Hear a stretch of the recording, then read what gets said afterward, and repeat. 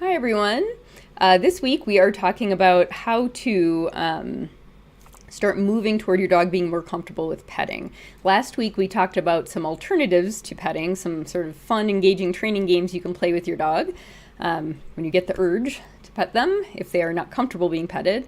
This week we're going to talk about how to get closer to that goal of them being actually comfortable with petting. So, 3 tips for working with your touch-sensitive dog today. This is for you if your dog will not let you pet them at all, or you can pet your dog, but they don't seek it out, and they don't seem to enjoy it that much. And if your desire to pet your dog is much greater than your dog's appreciation of petting. So tip number 1 for working toward petting, if this is something that's sort of on your to-do list for your dog, is don't initiate it. And this is probably the hardest thing for most of us. Our dogs are really, really cute, and we really, really want to pet them.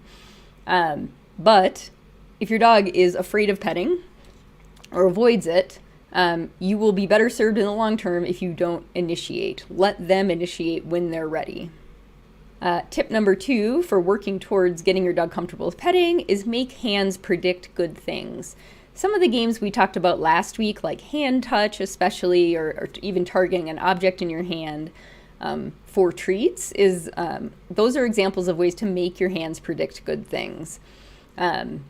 Tossing treats also, hand feeding if your dog's totally comfortable taking treats from your hands.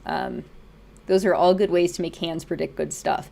If you combine this with tip number 1 and don't initiate, like try to pet your dog when they don't like petting, you're combining make hands predict good stuff with avoid making hands predict bad stuff. So those 2 things together can be very helpful towards getting your dog more comfortable with petting. Tip number 3 for working toward petting is make your hands available while doing other things.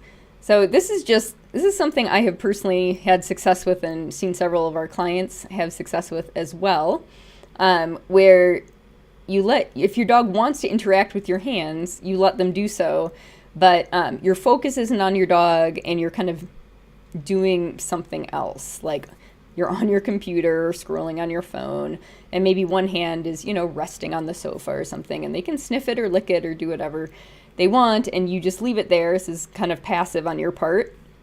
You don't want to punish them checking out your hands by trying to pet them, because then they will decide not to come back, probably. But just make your hands available and start and see, do you start to see some interaction and initiation on their part of sort of checking out your hands.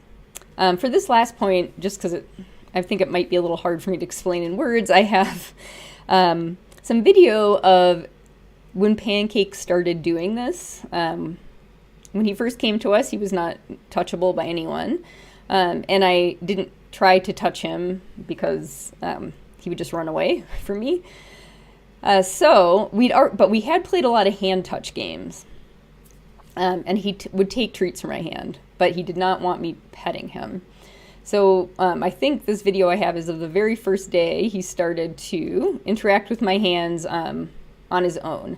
So here I have my laptop in my lap, I'm using a wireless mouse on his bed.